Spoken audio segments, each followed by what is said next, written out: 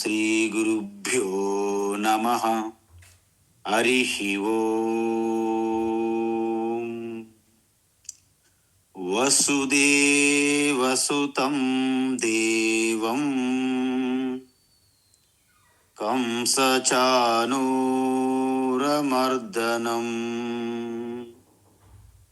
దేవకీ పరమానందం కృష్ణం వందే జగద్గురుం.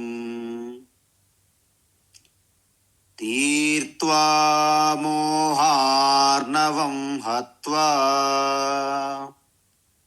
రాగద్వేషాదిరాక్షసాన్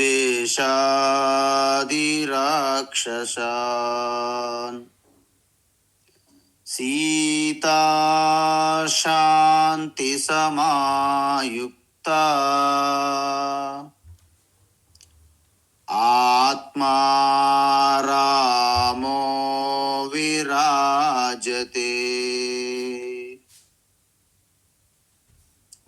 ఆత్మస్వరూప బంధుఘన, మనం భగవద్గీత 6వ అధ్యాయం ధ్యానయోగం. ధ్యానయోగములో ఇప్పుడు అసలైనటువంటి ధ్యాన స్వరూపం చూశాము. దాని యొక్క ఫలితం ఏమిటి? ఫలం అంటే ప్రయోజనం.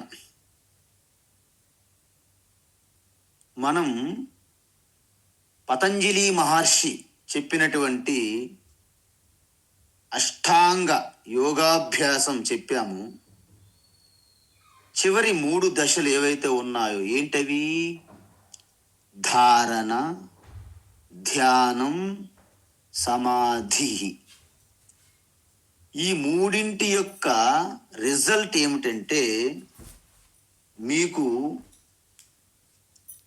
పూర్తిగా నిర్వికల్ప సమాధి పొందడమే దాని యొక్క లక్ష్యం.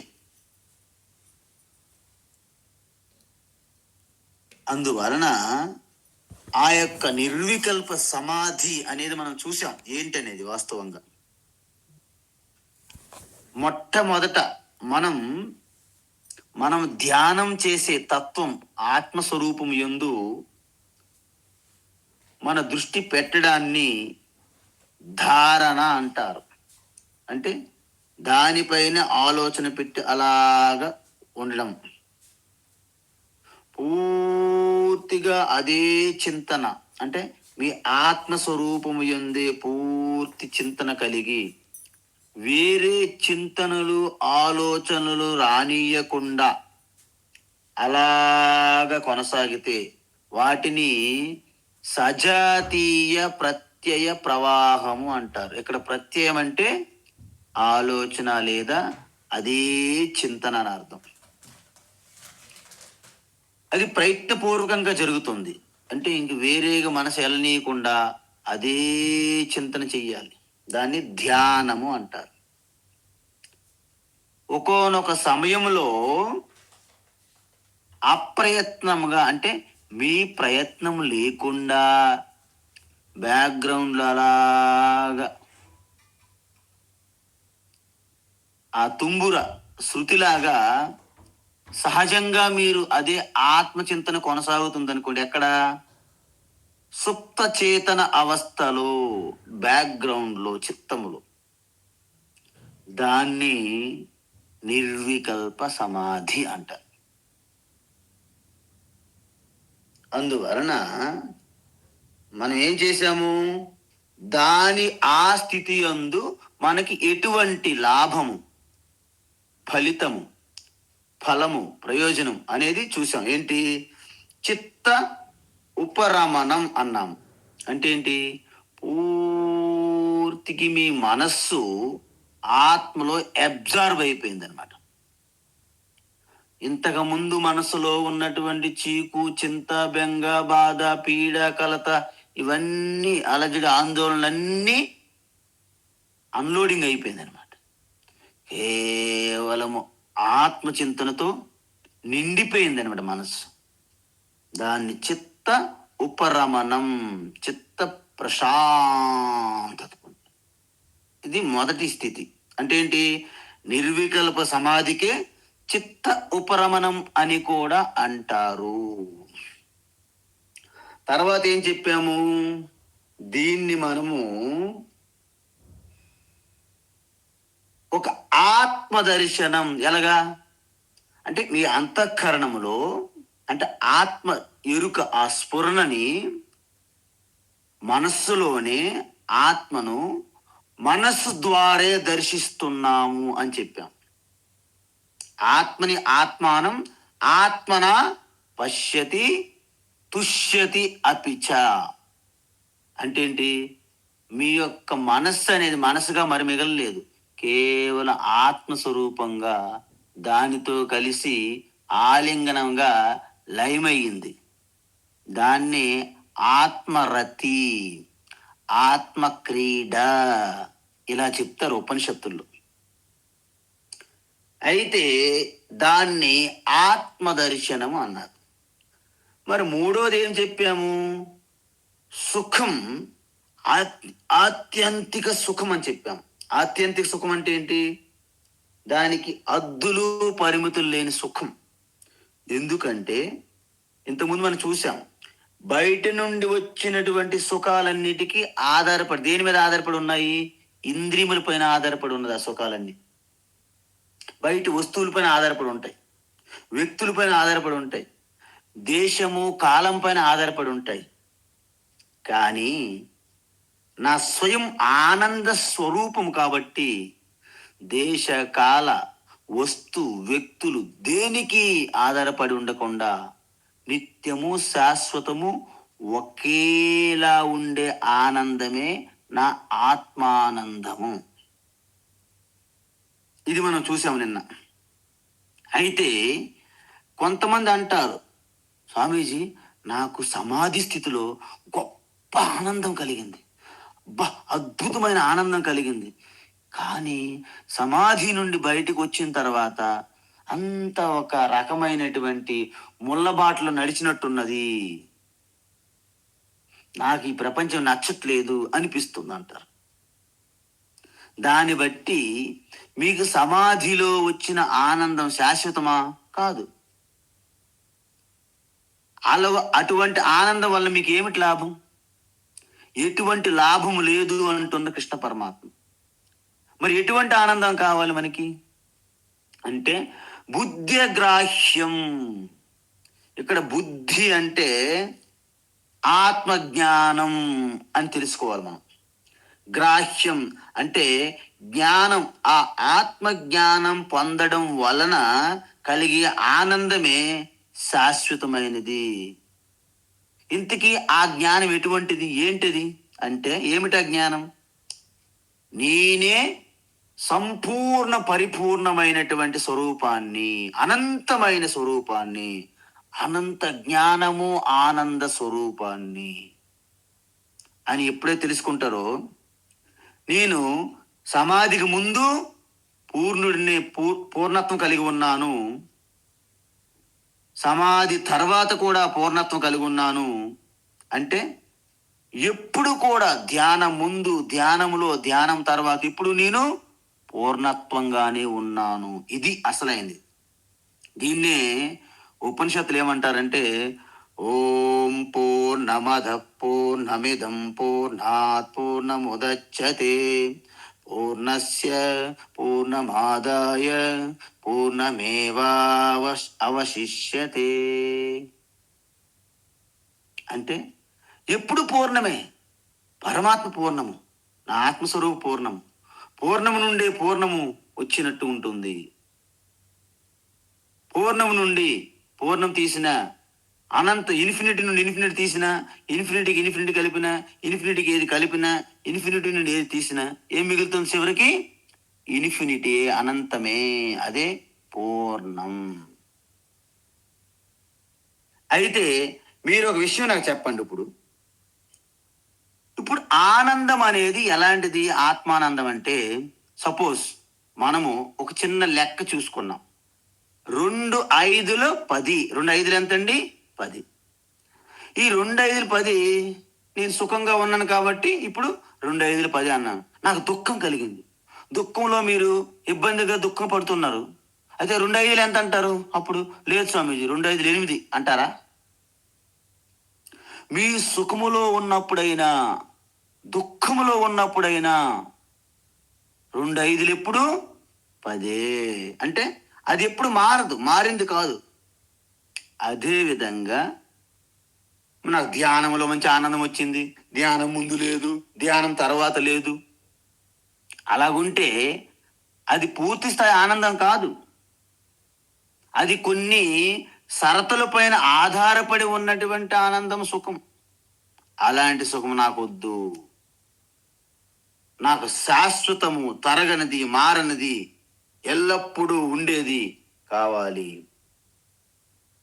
అందువలన పూర్ణత్వాన్ని ఏ సుఖం అనుభవం కానీ దుఃఖ అనుభవం కానీ మీ పూర్ణత్వాన్ని మార్చలేవు. ఎందుకు? 2 5 10 లాగా. అందుకే దీన్నే ఆత్యంతిక సుఖం అంటారు. ఎందుకు? ఇది జ్ఞానం ద్వారా కలిగినటువంటి సుఖము, ఆనందము.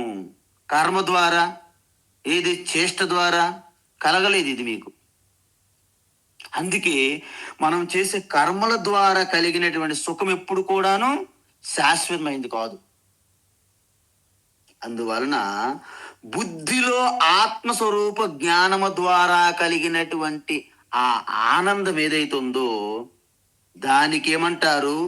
అతీంద్రియము అంటారు. ఎందుకు? మీ ఇంద్రియముల ద్వారా దానికి సంబంధం లేదు. మీ ఇంద్రియముల ద్వారా మీకు కలగలేదు, అది ఆత్మజ్ఞానం ద్వారా కలిగి. అందువలన మూడోది మనం ఏమన్నాము? ఆత్యంతిక సుఖం అన్నాం. అందుకే నేను మీకు చెప్పాను, ధృతరాష్ట్రుడు ఎప్పుడు కూడాను సుఖం కావాలనుకున్నారు. ఎలాగా? నేను రాజ్యాధికారికి, హస్తినాపురానికి సమ్రాట్, ఈ యొక్క భరతవర్షానికి సమ్రాట్ అయితే, అధికారం వస్తే, బలం ఉంటే, వ్యక్తులుంటే, సంపదలుంటే, వీటి ద్వారా నా పుత్రులు సుఖం వస్తుందని భావించాడు ధృతరాష్ట్రుడు. దుర్యోధనుడు కూడా అంతే కదా మరి. కానీ ఇక్కడ సుఖం ఏమంటున్నారు? బుద్ధి గ్రాహ్యం అంటున్నారు. అంటే మీ ఆ సుఖము యొక్క స్వరూపం తెలుసుకుంటే నువ్వు సుఖం పొందుతావు. సుఖ స్వరూపం తెలుసుకోవడం ద్వారా జరుగుతుంది. ఇక్కడ కూడబెట్టుకోవడం వల్ల సుఖం రాదు, కొనుక్కోవడం వల్ల సుఖం రాదు, ఆక్రమించుకోవడం వల్ల సుఖం రాదు. అందువలన ఈ విధంగా అయితే ఇక్కడ స్పష్టంగా చెప్పారు. వేత్తి అన్నారు, చూసారా? వేత్తి, వేత్తి ఎత్ర అంటే సుఖం వేత్తి.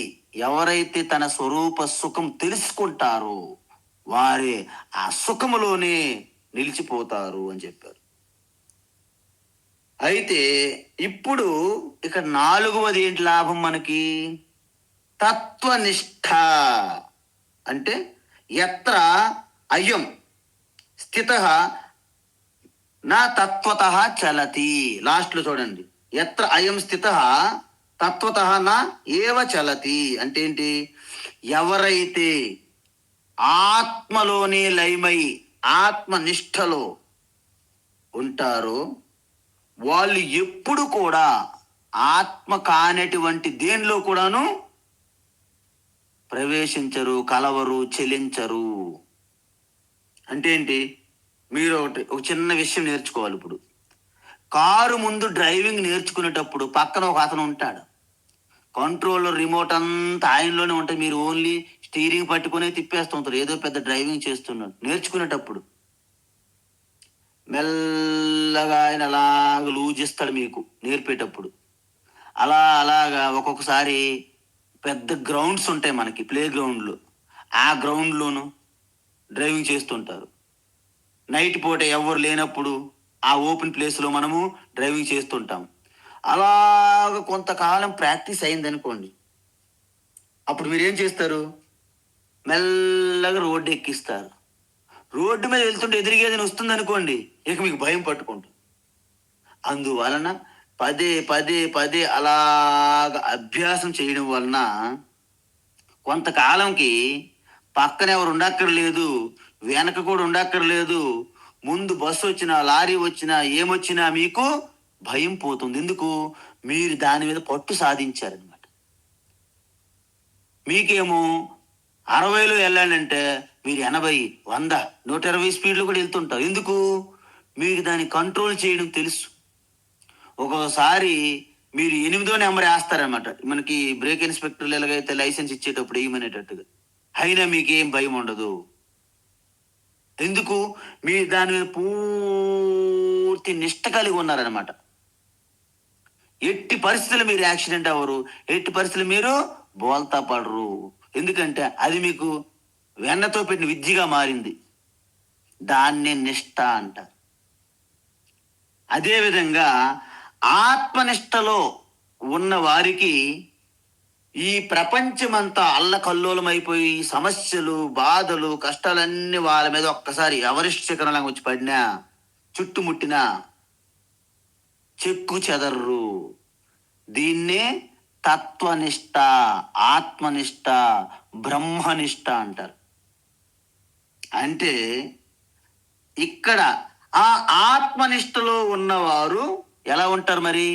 ఇంతకుముందు మనం చూసాం 5వ అధ్యాయంలో. ఏంటది? పశ్యన్ శృణ్వన్ స్పృశన్ జిగ్రన్ అస్నన్ గచ్చన్ స్వపన్ శ్వసన్ ప్రలపన్ విసృజన్ గృహ్ణన్ ఉన్మిషన్ నిమిషన్ హపి. అన్ని అనుభవాలు, ఎక్స్పీరియన్స్ జరుగుతున్నప్పటికీ నైవ కించిత్ కరోమీతి యుక్తో మన్యేత తత్వవిత్, తత్వనిష్ట. అందుకే భాగవతంలో ప్రహ్లాద నీళ్లు త్రాగుతూ, అన్నము కుడుచుతూ, అంటే భోజనం చేస్తూ, ఈ విహారయాత్రలకు వెళ్తూ, పడుకునేటప్పుడు, నడుస్తున్నటప్పుడు, కూర్చునేటప్పుడు ఏం చేస్తున్నాడు ఆయన? హరి హరి హరి, హరినామ చింతన తప్ప వేరేది లేదనమాట. అది తత్వనిష్ట.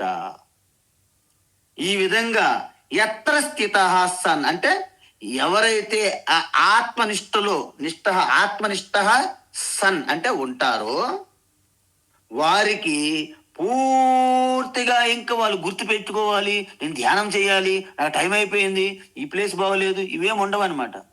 నడుస్తున్నా కూడాను ఆత్మ ఎరుకులోని చింతనలో ఉంటారు. కాబట్టి దాన్ని సహజ సమాధి అంటారు. ప్రయత్నించి చేస్తుంటే సమాధి, అప్రయత్నంగా చేస్తే దాంట్లో ఉంటే సహజ సమాధి అర్థం.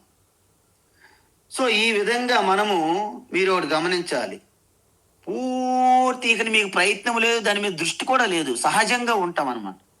దాన్ని సహజ సమాధి అంటే ఆత్మకి ఇంకో పేరేంటి? సహజ సమాధి అని అర్థం. అయితే ఇప్పటి వరకు మనం ఎన్ని చూసాము? ఒక 4 చూసాం. ఏం చూసాము? 4 చూసాం. అయితే ఇంకా చెప్తున్నారు భగవాన్ శ్రీకృష్ణ. ఏమంటున్నారంటే, యం లబ్ధ్వా చాపరం లాభం, యం లబ్ధ్వా చాపరం లాభం, యం లబ్ధ్వా చాపరం లాభం మన్యతే నాధికం తతః, మన్యతే నాధికం తతః, మన్యతే నాధికం తతః.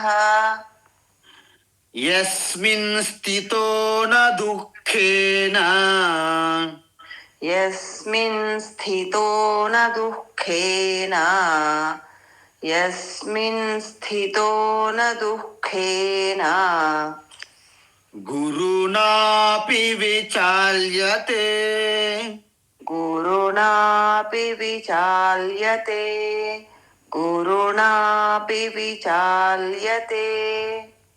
యం లబ్ధ్వా చాపరం లాభం మన్యతే నాధికం తతః, యం లబ్ధ్వా చాపరం లాభం మన్యతే నాధికం తతః, యం లబ్ధ్వా చాపరం లాభం మన్యతే నాధికం తతః. యస్మిన్ స్థితో న దుఃఖేన గురునాపి విచాల్యతే. యస్మిన్ స్థితో న దుఃఖేన గురుణాపి విచాల్యతే. యస్మిన్ స్థితో న దుఃఖేన గురుణాపి విచాల్యతే. ఉత్తమం. దీన్ని ఏమంటారంటే ఉత్కృష్టమైన స్థితి అంటారు. అంటే మీ ఆత్మ నిష్టలో ఇంకా రెండోది లేదు, ఏకమేవ అద్వితీయము. దాన్ని తత్వనిష్ట, స్థిత ప్రజ్ఞ అంటారు. అయితే ఏమంటున్నారు? ఎంచ లబ్ధ్వా తతః అధికం అంటే అపరం లాభం న మన్యతే. ఏదైతే పొందామో, మీరు ఆల్రెడీ పొందారో, ఇంకా దానికంటే గొప్పది సృష్టిలో లేదు లేదు అని అర్థం. మీరు గమనించండి, ఈ సృష్టిలో, ఈ ప్రపంచంలో మీరు ఏది పొందినప్పటికీ దీనికంటే ఇంకా గొప్పది లేదని ఎవరైనా చెప్పగలరా? మీరు ఏదైనా పొందండి, ఏమీ లేనప్పుడు మా కాలనీ కౌన్సిలర్ అయితే నా జీవితం ధన్యమో ధన్యం అంట. కౌన్సిలర్ అయిన తర్వాత అసలు ఎవరు పట్టించుకోరు కౌన్సిలర్కి. మనం ఆ కౌన్సిలర్ లాభం లేదండి. మరి ఏమవ్వాలి? ఏదైనా ఒక ఎమ్మెల్యే అవ్వాలి. ఎమ్మెల్యేకి అస్సలు పట్టించుకోవట్లేదు. మంత్రి, ముఖ్యమంత్రి, సెంట్రల్ మినిస్టర్, ప్రధానమంత్రి అయితే మాత్రం ఏంటండి? ప్రపంచాన్ని శాసిస్తారు. ప్రపంచాన్ని శాసించిన వాళ్ళు ఎవరు ఏమన్నారు చెప్పండి? ఎవరికి కూడా సంతోషం లేదు. ఎందుకు? దానికి అంతం లేదనమాట. ప్రపంచంలో మీరు ఏది పొందినప్పటికీ దానికి పరిమితులు ఉంటూనే ఉంటాయి. ఎందుకు? ప్రపంచం అనేది దాని స్వభావమే పరిమితులు, కండిషన్స్. వికారం చెందడమే ప్రపంచం యొక్క స్వభావం, ఆ ప్రకృతి స్వభావం. మరి వికారాలు పొందనటువంటి ఒక చైతన్య ఆత్మ దాని వెనక ఉన్నది, దానికి అధిష్టానంగా. అది పొందినారనుకోండి, ఇంకా సృష్టిలో మీరు పొందాల్సిన అవసరము ఏమీ లేదు. అందుకే భగవాన్ శ్రీకృష్ణ స్వయంగా చెప్తారు 7వ అధ్యాయంలో, యజ్ఞాత్వా నేహ భూయోన్యత్ జ్ఞాతవ్యం అవశిష్యతే అంటారు. ఏది తెలుసుకుంటే ఇంకా తెలుసుకోవడానికి ఇంకా మిగిలి ఉండదో. ఉపనిషత్తులు ఏమన్నారు? కస్మిన్ భగవో విజ్ఞాతే సర్వమిదం విజ్ఞాతం భవతి ఇది.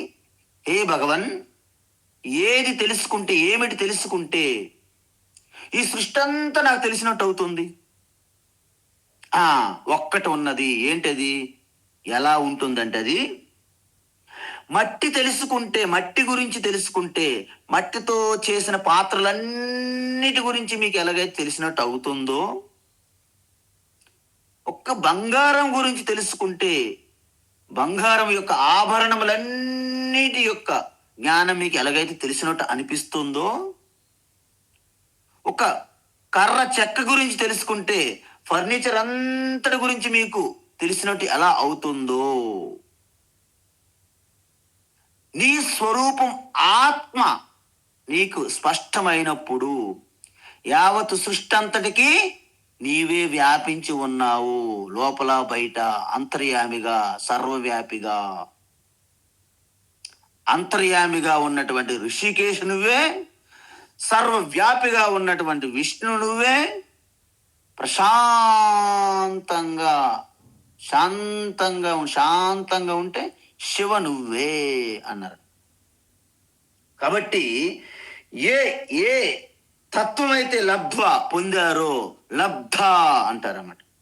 లబ్ధ్వా పొందిన తర్వాత అపరం లాభం, ఇంకా వేరే లాభాలు పొందాల్సినవని వేరేవి నీకు అసలు ఇష్టపడదు. ఇంకా నువ్వు విశ్వసించవు, వాటి మీద శ్రద్ధ లేదు, ట్రస్ట్ లేదు. ఎందుకు? దానికంటే గొప్పది ఏమీ లేదు. మీ ముందే చెప్పాను, తేనె రోజు తీసుకుంటున్న వ్యక్తికి పంచదార నీళ్ళు, బెల్లం నీళ్ళు రుచిస్తాయా? అస్సలు రుచించవు. అందువలన ఇది ఇక్కడ ఒక చాలా ఇంపార్టెంట్ ఉంది. ఏంటది? దీన్ని ఆత్యంతిక లాభం అంటారు. ఆత్యంతిక లాభం ఏంటికి అన్నాము అంటే, ఈ లాభం వలన నీకు పూర్ణత్వం సిద్ధిస్తుంది. ఎలాగా? ఆపూర్యమానమచల ప్రతిష్టం సముద్రమాపా ప్రవిశంతి యద్వత్ అన్నాం కదా. అంటే మహాసముద్రం ఎలాగైతే సంపూర్ణంగా బ్రిమ్ఫుల్ ఓషన్ అంటారు, పూర్తిగా నిండి ఉన్నదో అలాగ మీరు పరిపూర్ణంగా నిండి ఉన్నారన్నమాట. అందుకే మిగతావేవి కూడా మనకి పెద్ద గొప్ప అనిపించదు. అన్ని కూడా వాటికి దేనికి నువ్వు గొప్పగా భావించరు మీరు.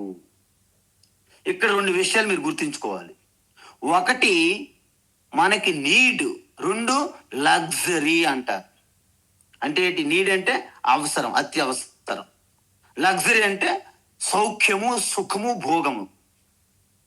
మీరు ఒకసారి గమనించండి, మనం నిత్యం ప్రతిరోజు ఒక స్కూటర్ మీద వెళ్తున్నాం. స్కూటర్ మీద మనము ఆఫీస్కి వెళ్తున్నాం ప్రతిరోజు. ఒకరోజు స్కూటరు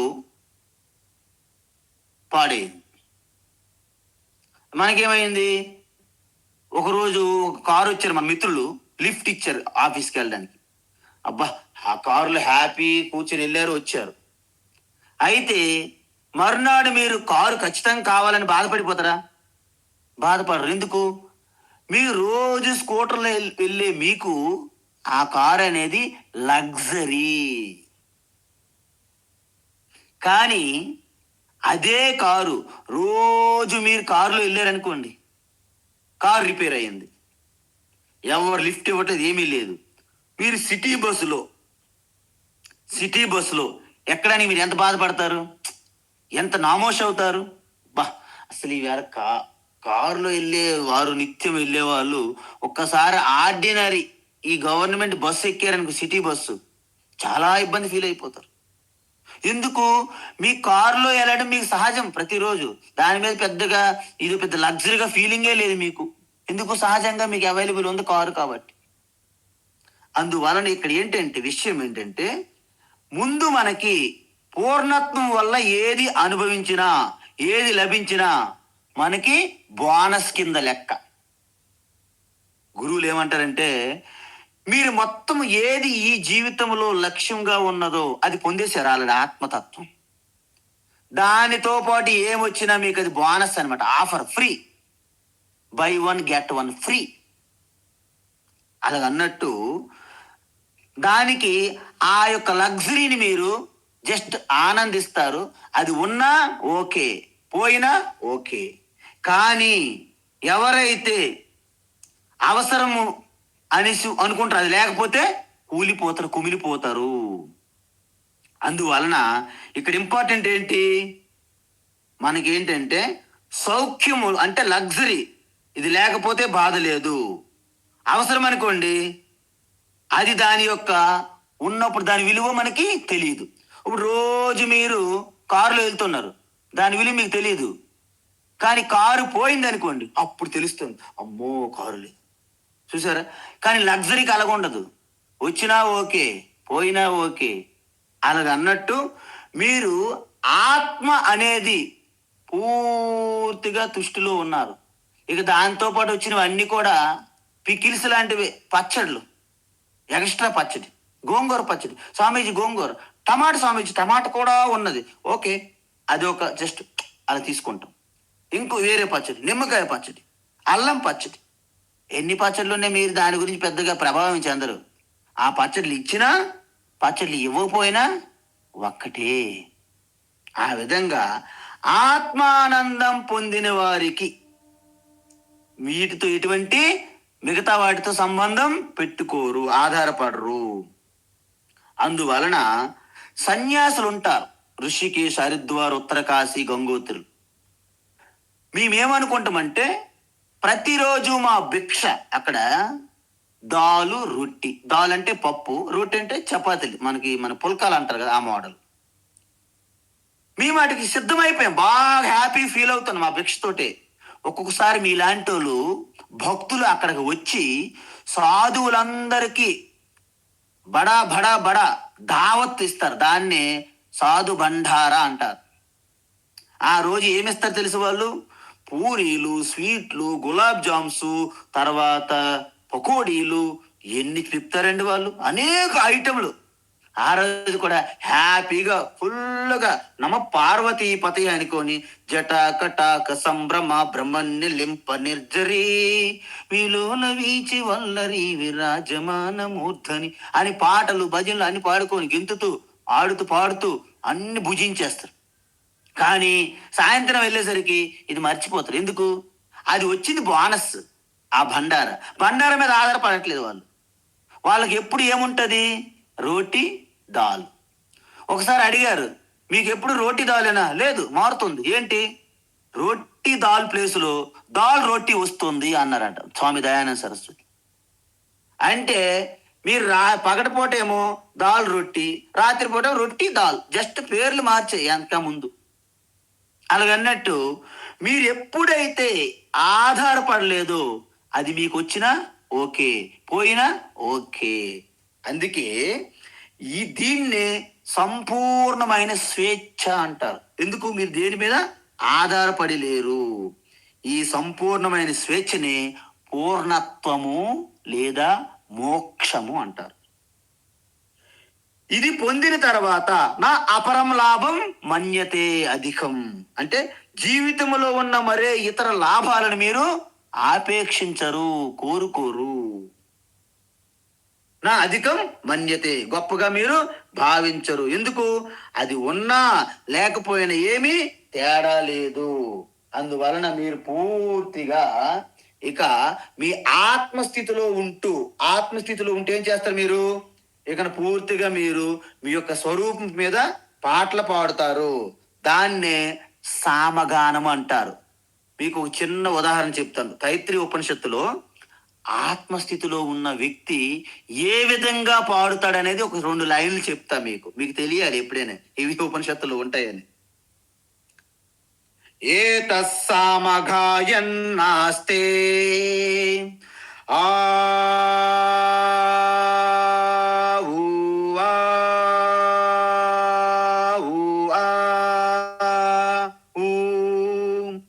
అహమన్నమహమన్నమహమన్నం అహమన్నాదో అహమన్నాదో అహమన్నాదః అహమస్మి ప్రథమజారుతాస్య పూర్వం దేవేభ్యో అమృతస్య నా భాయి. అంటే మొత్తం ఈ సృష్టిలో ఉన్న అన్నమంతా నేనే. ఈ సృష్టిలో అన్నమంతా అంటే ఆహారం అంతా తినేవారిని కూడా నేనే సృష్టిలో ప్రథమముని, నేనే సృష్టిలో ఉత్తముణ్ణి, నేనే శ్రేష్ఠుణ్ణి, నేనే సర్వం జగత్తు. అహం బ్రహ్మాస్మి చిదానంద రూప శివోహం శివోహం. ఈ స్థితిలో ఉన్న వాళ్ళకి మీరేమిస్తారండి? మీరు చెప్పండి. మీరు ఆల్రెడీ ఒక కోట్లలో టర్న్ ఓవర్ బిజినెస్ ఉంటుంది. మీకే మొన్న 1000 రూపాయల లాటరీ పేలింది. మీరేమైనా ఫీల్ అవుతారా? 1000 రూపాయల లాటరీ ఇంకా జీవితంలో మీ యొక్క బిజినెస్ మొత్తం మలుపు తిరిగిపోద్దా? ఏముండదండి. అందువలన కోట్లలో బిజినెస్ రెగ్యులర్గా టర్న్ ఓవర్ చేస్తున్న వ్యక్తి 1000 రూపాయల లాటరీ ఎలాగైతే పెద్దగా చెల్లించరో వాటి మీద ఎటువంటి హోప్స్ ఎక్స్పెక్టేషన్స్ ఉండవు. అయితే అత్యంత లాభం కలిగిన తర్వాత ఇంకొకటి ఏమిటి ప్రయోజనము ఇక్కడ చెప్పారు భగవాన్. ఏంటి? యస్మిన్ స్థితః గురునా అపి దుఃఖేన నా విచాల్యతే. ఇక్కడ చూడండి అసలైంది. దీన్ని ఆత్యంతిక దుఃఖ నివృత్తి అంటారు. ఆత్యంతిక దుఃఖ నివృత్తి అంటే ఏంటి? అంటే మనం ఇంతకు ముందే చూసాం. ఏంటి? మన ఆత్మ కంటే వేరేగా ఉన్నది అని మీరు భావించినట్లయితే దాన్ని అనాత్మ అంటారు. అనాత్మ అంటే ఏంటి? ఈ పాంచభౌతికమైన ప్రపంచము, పంచభూతాత్మ ప్రపంచము, ఈ శరీరాలు, మనస్సు, ఇంద్రియములు ఇవన్నీ కలిపి అనాత్మ కింద వస్తాయి. అనాత్మ స్థాయి అంటే ప్రపంచము, శరీరము, మనస్సు లెవెల్లో సుఖ దుఃఖాలు వస్తూ పోతుంటాయి గంగా ప్రవాహం లాగా. అందుకే సంసారానికి గంగా ప్రవాహంతో పోల్చారు. నిత్యం వెళ్తుంటే సాగం చక్రం లాగా వస్తుంటాయి పోతుంటాయి. అయితే మీకేంటి, మీకు స్పష్టంగా తెలుసు ఇవన్నీ వస్తుంటాయి పోతుంటాయి, ఆఖరికి ఎటువంటి అవస్థలు పడినప్పటికీ మరణము కూడా తప్పదని మీ అందరికీ తెలుసు, శరీరానికి మరణం తప్పదని. అలాగే మనస్సు ప్రపంచములో అనేక మార్పులు చేర్పులు వికారాలు ఖచ్చితంగా జరుగుతుంటాయి, అది మనకు స్పష్టంగా తెలుసు.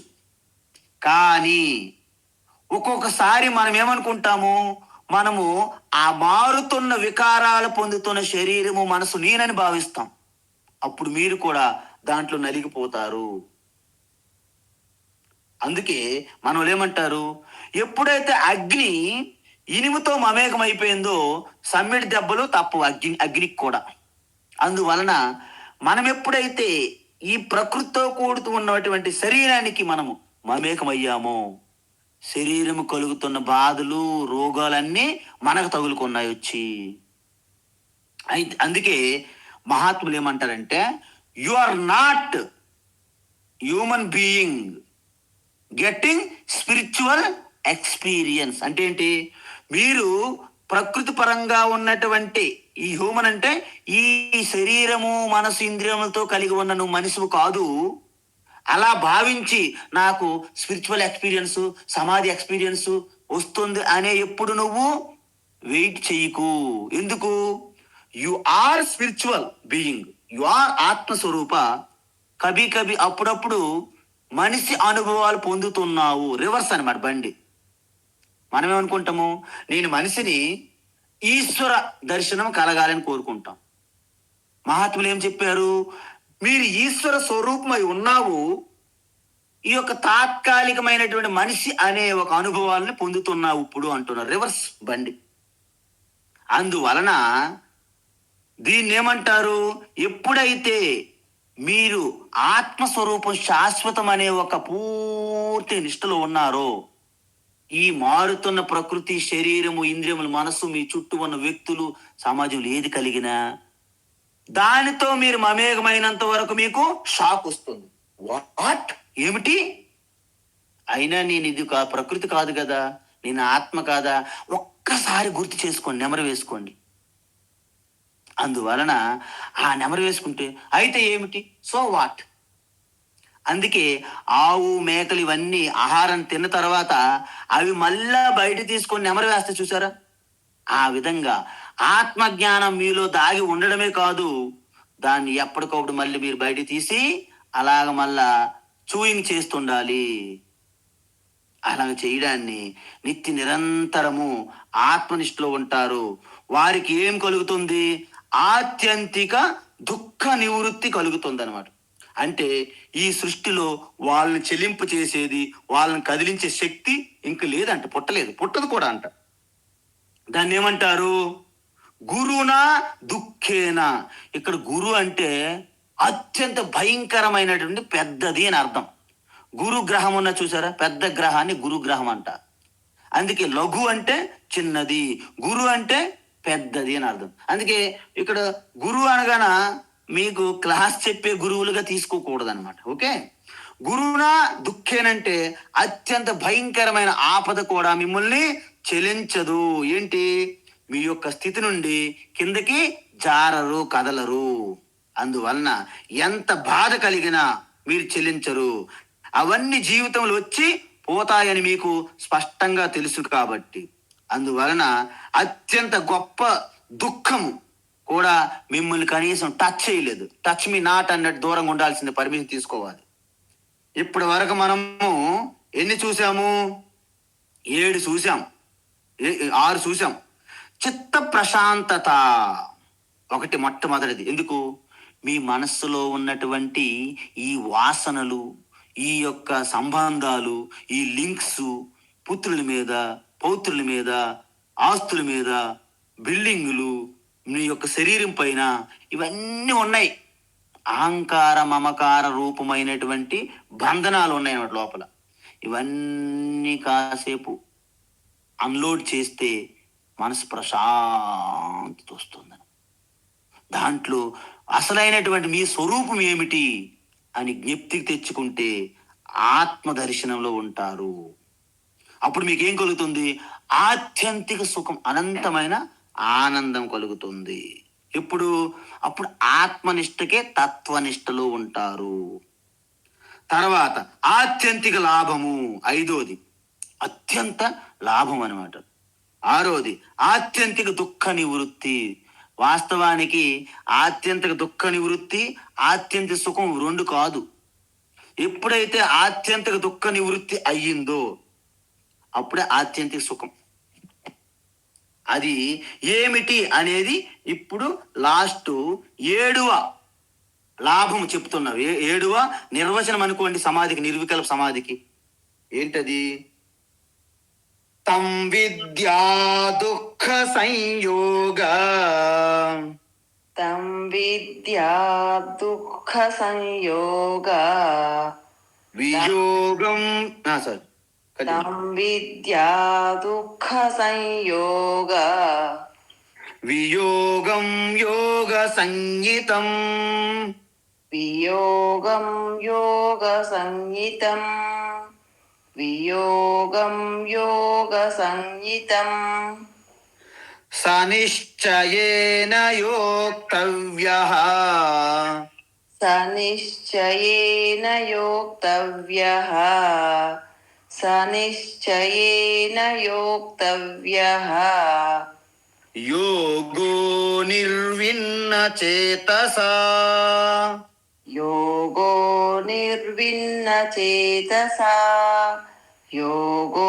నిర్విన్న చేతసా తం విద్యా దుఃఖ సంయోగ వియోగం యోగ సంహితం తం విద్యా దుఃఖ సంయోగ వియోగం యోగ సంహితం తం విద్యా దుఃఖ సంయోగ వియోగం యోగ సంహితం సనిశ్చయేన యోక్తవ్యః యోగో నిర్విన్న చేతసా సనిశ్చయేన యోక్తవ్యః యోగో నిర్విన్న చేతసా సనిశ్చయేన యోక్తవ్యః యోగో నిర్విన్న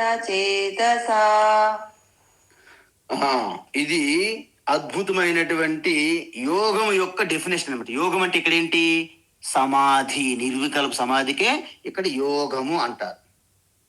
ఇంతకుముందు మనము అనేక నిర్వచనాలు చూసాం 2వ అధ్యాయంలో కూడా. సమత్వం యోగ ఉచ్యతే, యోగ కర్మసు కౌశలం, ఇలా చెప్తూ వస్తే ఇక్కడ ఆత్మ నిర్వికల్ప సమాధికి ఇంకో పేరేంటి? యోగ అని అంటున్నారు ఇక్కడ. అందువలన ఇప్పుడు మనము ఇంతకుముందు 3వ యొక్క డెఫినేషన్ చూసాం. ఏంటది? ఆత్యంతిక సుఖం అన్నాను నేను. అంటే ఎన్ని శ్లోకము? 21వ శ్లోకంలో ఆత్యంతిక సుఖం వచ్చింది అక్కడ. అయితే ఆత్యంతిక సుఖం అనేది ఎప్పుడు వస్తుంది? మీలో దుఃఖం పోయినప్పుడు కలిగేదే సుఖం. సుఖం రాదండి, సుఖం మీ స్వరూపము. దాన్ని అడ్డుపెట్టి అణిచివేస్తుంది అన్నట్టు, పొగలాగా. మీరు పొగను వెళ్ళగొడితే అగ్ని జ్యోతి ప్రకాశిస్తుంది. మీరు మేఘాన్ని చెదరగొడితే సూర్యుడు ప్రకాశిస్తూనే ఉంటాడు. సూర్యుని మళ్ళీ మనం ప్రకాశించక్కర్లేదు. అగ్గిపూలు తీసుకెళ్ళి మేఘం వెళ్ళిపోయింది కాబట్టి మ్యాచ్ బాక్స్ తీసుకురండి, సూర్యుని వెలిగిద్దాం అని అనరు ఎవరు మన వాళ్ళు. ఎందుకు? సూర్యుడు ఆల్రెడీ ప్రకాశిస్తూనే ఉంటాడు, మీరేం చేయక్కర్లేదు. అందుకే మనకి ఎవరికైనా సరే ఒంట్లో బాగోలేదు అనుకోండి, అనారోగ్యం వస్తే అప్పుడు మనం ఏమంటాం? ఏమైంది అంటాం. అప్పుడు హాస్పిటల్కి వెళ్తాం. అమ్మయ్య నాకు డాక్టర్ ఆరోగ్యం ఇచ్చాడని అంటారు ఎవరైనా? ఆరోగ్యం డాక్టర్ ఎవరు మీకు ఇవ్వరు. ఎందుకు? ఆరోగ్యం అనేది మీ స్వరూపమే. దాన్ని కాస్త అడ్డు తగిలి ఆటంకంగా కలిగించింది అనారోగ్యము. అందువలన మనకి హనుమంతుడికి మనకి ఏమంటాము? బుద్ధిర్బలం యశో ధైర్యం నిర్భయత్వం అరోగత. అంటే ఏంటి? అరోగత అంటే ఏంటి? నిరంతరము ఆరోగ్య స్వస్థత స్వరూప స్థితి అని అర్థం. మీ స్వరూప స్థితి కూడా మీకు కలుగుతుంది. ఇప్పుడు మీలో ఉన్నటువంటి హనుమంతుడి ప్రకటన అవ్వాలి. కాబట్టి దీన్ని మనం ఆత్యంతిక దుఃఖ నివృత్తి పరమానంద ప్రాప్తి. ఒక మహాత్ముడికి అడిగారు అనుకోండి మీరు, ఋషికేశ్ వెళ్ళి, మహాత్మాజీ మోక్షకి క్యా, మోక్షము అంటే ఏంటి, మోక్ష క్యా అని అడిగారు అనుకోండి, ఆయన ఏమంటారు తెలుసా? ఆత్యంతిక దుఃఖ నివృత్తి పరమానంద ప్రాప్తి అంటారు వాళ్ళు. ఎందుకు? మీరు పరమానంద అనంతానంద స్వరూపం అయినప్పటికీ మీరు దాంతో మీరు మమేకం అవ్వట్లేదు. ఈ ప్రకృతి అయినటువంటి మాయతో గుణములతో వచ్చినటువంటి ఈ శరీరము, ఇంద్రియం, మనసుకు మీరు అంటిపెట్టుకుండడం వలన మీకు దుఃఖం ఉన్నది. ఆత్యంతిక దుఃఖం అనేది మీకు అజ్ఞానం వల్ల వచ్చింది. ఏ అజ్ఞానము? నేను ఆత్మస్వరూపాన్ని అనే జ్ఞానం లేకపోవడం వలన కలిగే అజ్ఞానం వలన మీకు దుఃఖం స్టార్ట్ అయింది. ఆత్యంతిక దుఃఖ నివృత్తి అంటే ఆ దుఃఖానికి కారణమైన అజ్ఞానం కూడా నాశనం అయిపోవాలి పూర్తిగా. అప్పుడు మీకు ఆత్యంతిక దుఃఖము నివృత్తి అవుతుంది. కాబట్టి మీ స్వరూపం మీకు అనుభూతిలోకి వస్తుంది. దాన్నే ఆత్యంతిక సుఖం అంటారు. అందువలన ఇంతకుముందే భగవాన్ చెప్పేశారు. అయితే ఎందుకు మీకు అలాగా ఆత్యంతిక సుఖం వస్తుంది అనుకుంటున్నారు? ఎందుకంటే మనకి బయట వస్తువుల నుండి, వ్యక్తుల నుండి సుఖం వస్తుందని మన భ్రమ. ఇంతకుముందు మనం చూసాం, ఒక కుక్క ఎండిపోయిన ఎముకు దాని కోసం కోట్లాడి పరుగులు తీసి చివరికి ఆ ఎముక పట్టుకొని ఆ వీధి చివరికి ఒక నిర్మానుష్యమైన ప్రదేశంలో అలాగ కొరుకుతూ మొక్కలయ్యి ఆ ఎముక తన యొక్క ఈ యొక్క దవడ లోపల గుచ్చుకొని రక్తం మళ్ళీ ఎముక మీద పడుతుంటే ఆ ఎముక పీల్చుకొని ఎంతో సుఖం అనిపిస్తుంది కుక్క. మనము కూడా ఈ దేశ కాల పరిస్థితుల్లో వ్యక్తులతో కింద మీద పడి అనేక లావాదేవీలు, అనేక సంబంధాలు, బిజినెస్లు, ఉద్యోగాలు, అనేక రకాల కార్యక్రమాల్లో మన కర్తవ్యాల్లో బిజీ అయిపోయి మన స్వరూపం మర్చిపోయి పూర్తిగా వాటితో మమేకమైపోయి అప్పుడప్పుడు ఒక పికిల్లాగా మధ్యలో మన ఆత్మస్వరూప ఆనందాన్ని వాళ్ళ మీద ఆరోపించుకొని, వాళ్ళు పుత్రులు అవ్వచ్చు, భార్యాభర్తలు అవ్వచ్చు, తల్లిదండ్రులు అవ్వచ్చు, మిత్రులు అవ్వచ్చు, కారు అవ్వచ్చు, బంగ్లా అవ్వచ్చు, బంగారం అవ్వచ్చు, డబ్బులు అవ్వచ్చు, షేర్లు అవ్వచ్చు, మీ యొక్క కంపెనీలు అవ్వచ్చు, వ్యాపారం, ఇవన్నీ కూడా ఆ క్షణంలో మీకు సుఖం వస్తుంది వాటి ద్వారా. అంటే అర్థం ఏంటి? మీ స్వరూప ఆనంద సుఖముని దాని మీద ఆపాదించుకొని మీరు పొందుతున్నారు రిటర్న్ వల్ల. ఎలాగైతే కుక్క తన రక్తమే ఆ ఎముక మీదకి పంపించి ఆ ఎముక నుంచి పీల్చుకునే విధంగా ఉంటాము. అందువలన అవి ఎప్పుడైతే పోతాయో మీరు షాక్ అవుతారు. ఎందుకు? మీకు అసలు విషయం తెలియలేదు, నాదే అనుకోని. అందుకే మనకి ఎప్పుడు కూడా నవా అరే సర్వస్య కామాయ సర్వం ప్రియం భవతి, ఆత్మనస్తు కామాయ సర్వం ప్రియం భవతి అని యాజ్ఞవల్కి చెప్పారు. నవా హరే, మై డియర్ మైత్రేయి, ఈ సృష్టి అంతా నీ కోసము లేదు. ఎందుకు? ఇప్పుడు నీకు ప్రేమ కలుగుతుందంటే అది నీ ఆత్మ కోసమే. మిగతా వాటికి నువ్వు ప్రేమిస్తున్నావు, మిగతా వాటిని నువ్వు ఆదరిస్తున్నావు, మిగతా వాటికి ప్రియంగా చూస్తున్నావు. ఎందుకు? నీ ఆత్మస్వరూపం కోసం. సృష్టిలో ఎవరైనా సరే ఇది సత్యం అని చెప్పారు యాజ్ఞవల్కి. అందువలన ఒక కాలంలో వస్తుంటది, పోతుంటది సృష్టి. అందుకే భగవాన్ ఏం చెప్పారు 2వ అధ్యాయంలో, జాతస్య ధ్రువో మృత్యు ధ్రువం జన్మ మృతస్య చ. అంటే ఒక కాలములో ఏది వచ్చినా, ఈ సృష్టి నియమం అండి ఇది. ఒక కాలంలో ఒకప్పుడు లేనిది ఒక కాలంలో వచ్చిందంటే అది పోక తప్పదండి, దాన్ని ఎవరు ఆపలేరు. Even Yamadharmaraju also you cannot help you. అంటే ధ్యానములో కూడా మీకు ఎటువంటి ఆనందం వచ్చింది అనుకుందాం, అది కొంతసేపు ఉంటుంది. ఎందుకు? ధ్యానం నుండి బయటికి రాగానే పోతుంది. అందుకే వేదాంతం ఎప్పుడు కూడాను సిద్ధులు మహిమలు, అబ్బబ్బబ్బా, ఈ సిద్ధులు మహిమలకి ఎప్పుడు కూడా మనము ఎంకరేజ్ చేయరనమాట. ఎందుకు? ఆ సిద్ధులు కూడా ఒక కాలంలో వస్తాయి, ఒక కాలంలో పోతాయి. సిద్ధులు శాశ్వతంగా ఉండవు. కావాలి మీ అందరికీ తెలిసి ఈ విషయం కూడా తెలిసి ఈ విషయం. ఒక అతను నా దగ్గరికి వచ్చాడు, స్వామీజీ ఈ బాబా ఒకరు చనిపోయిన వాళ్ళకి బ్రతికించారు అన్నారు. అవునా, ఓహో అద్భుతమైన సిద్ధి. కానీ కొన్ని సంవత్సరాలకి ఈ బాబా చనిపోయాడు రోగంతో పడి. మరి ఏం చేశాడు ఆ సిద్ధి? ఇదంతా నిజం తెలుసుకుంటే సిద్ధులు అనేవి స్వప్నంలో కలిగిన అనుభవాలు లాంటివి అన్నారు రమణ మహర్షి. అందువలన అసలైన సిద్ధి ఏంటి? విద్యారణ్య స్వామి చెప్తారు. తల్లి గర్భములో శుక్రము శోణితము కలిపి అలాగ నవమాసాలలో బిడ్డగా తయారయ్యే లోపల ఒక బిడ్డ శిశువు బయటికి వచ్చి తల్లి గర్భం నుండి అలాగ పెరుగుతూ పెరుగుతూ చూస్తుంటాడు, వింటుంటాడు, నడుస్తుంటాడు, పరుగులు తీస్తుంటాడు, నవ్వుతుంటాడు, ఏడుస్తుంటాడు. ఇదంతా అద్భుతం కాదా? దీనికంటే అద్భుతం సృష్టిలో ఇంకేముంటుంది అని అడిగారు విద్యారణ్య స్వామి. కాబట్టి సిద్ధులు మహిమలు అనేవి కూడా తాత్కాలికమే. అందువలన ఆత్యంతక సుఖం అనేది వచ్చిపోయేది కాదు. మీ స్వరూపం ఎప్పుడైతే మీరు తెలుసుకుంటారో అప్పుడు పూర్తిగా మీ యొక్క దుఃఖం అనేది మీ అజ్ఞానం నుండే వచ్చింది. కాబట్టి స్వరూప స్థితిలో ఉండగాన అజ్ఞానకారమైనటువంటి ఆ అజ్ఞానం నుంచి వచ్చినటువంటి దుఃఖాలు, బాధలు, పీడలన్నీ కూడా మటు మాయమైపోతాయి. అందుకే దీన్నే ఆత్యంతక దుఃఖ నివృత్తి. అయితే అది పొందడం ఎలా అని మళ్ళీ అడుగుతారు కొంతమంది నా దగ్గరికి వచ్చి. అంటే రామాయణం అంతా విని నాకు రామకి సీతకి మధ్య సంబంధం తప్ప అంత అర్థమైంది అన్నారట ఒకరు వచ్చి. ఏమైంది అంటే ఇంతవరకు మీకు వేదాంతములో అత్యంత ఆనంద ప్రాప్తి అంటే మీ స్వరూపం మీద మీరు ఉండడమే, మీ స్వరూప స్థితిలో మీరు ఉండడమే. దాన్నే దుఃఖాన్ని పోగొట్టడం అంటారు. మీకు చెప్పాను కదా. ఎందుకంటే అనారోగ్యం అనేది మీరు ఆపాదించుకున్నారు. మీ బ్యాలెన్స్ ఎక్కడో తప్పింది, అనారోగ్యం మీకు వచ్చింది. అనారోగ్యం పోయిన తర్వాత స్వామీజీ ఆరోగ్యం ఎలా వస్తుంది? ఆరోగ్యం రాదు. మీ స్థితి ఆరోగ్య స్థితే. దాన్నే స్వాస్థ్యము అంటారు, స్వాస్థ్యము అంటారు. కాబట్టి ఈ విధంగా దీన్ని ఏమంటారు? దుఃఖ సంయోగ అంటే దుఃఖమును మనం అంటిపెట్టి ఉన్నాం కదా, సంయోగం అంటే దాన్ని వియోగం. ఇక్కడ చెప్పారు శ్లోకంలో ఏంటి? తం దుఃఖ సంయోగ వియోగం. మనము అనాత్మతో మనం అంటిపెట్టుకోవడం వలన మీ దుఃఖముతో సంబంధం పెట్టుకున్నారు. ఇప్పుడు ఆల్రెడీ మీరు అనవసరంగా ఇది అన్హోలీ వెడ్డింగ్ అంటారు. అన్హోలీ వెడ్డింగ్ అంటే అపవిత్రమైనటువంటి బంధము. దేంతో? ఈ ప్రపంచముతో, ఈ శరీరముతో, ఈ ఇంద్రియములతో, ఈ మనస్సు బుద్ధితో మనం మమేకమై ఉంటే ఏమవుతుంది? అన్హోలీ వెడ్డింగ్ అంటారు స్వామి చిన్మయానంద.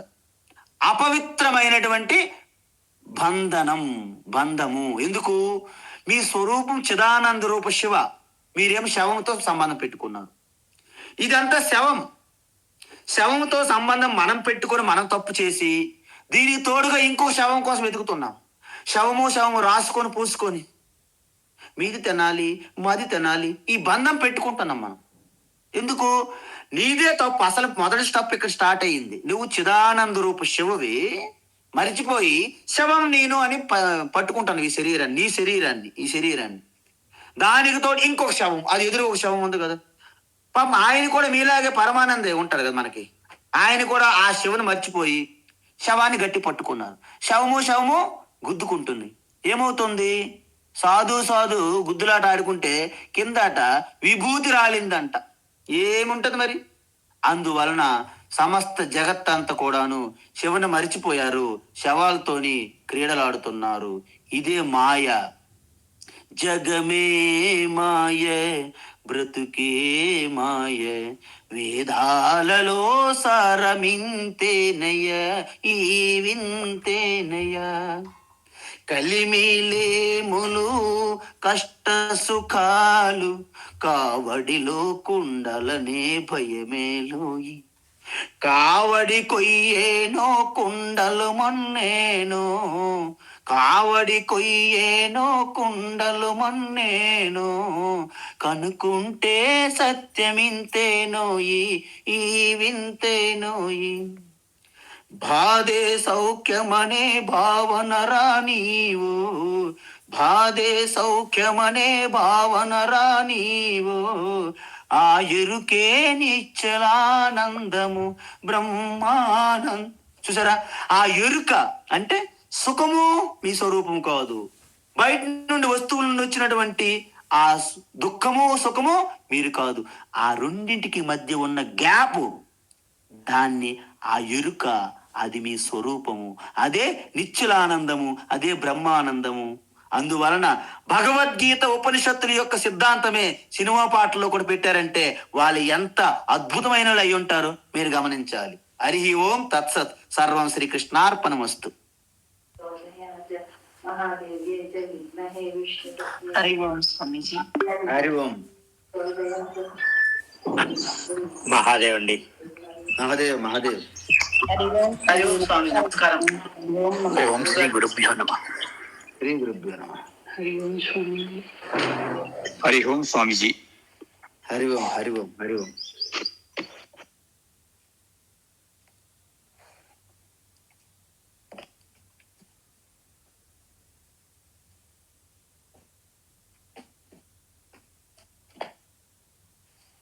హరి ఓం స్వామీజీ. స్వామీజీ ప్రణామ్. అన్నా మీరు వెళ్తున్నారండి ఇది వివేకానంద విగ్రహ, అదేదో ఉంది పెట్టారు ఇన్విటేషన్. నేను వెళ్ళట్లేదు స్వామీజీ. అవునా అండి? నేను వెళ్ళట్లేదు. నేను వెళ్తే మీకు చెప్తాను కదా. తప్పకుండా స్వామి. అంటే వాళ్ళు కోటగిరి అనమాట, నిజామాబాద్ దగ్గర. Okay okay. వాళ్ళు మనకు తెలిసిన మిత్రులు. అక్కడ 2-3 సార్లు వెళ్ళి సత్సంగాలు అప్పుడు చేశాము. ఉమ్. వారు మన గ్రూప్ లో ఉన్నారనమాట. వారు జై రామకృష్ణ అంటారు చూడండి, ఆయన పేరు శ్రీనివాస్ గారు. అవునవునవును, రామకృష్ణ గారు. జై రామకృష్ణ అంటుంటారు ఆయన. అవునవును. వాళ్ళు పెట్టారు, మరి దాంట్లో పెట్టారు ఆయన మన గ్రూప్ లో. ఎందుకు పెట్టారో మరి, నేను అందుకే కామ్గా ఉన్నా. Okay okay, no problem. Hari Om. Om swami. ప్రణామ్ ప్రణామ్. నమస్కారం.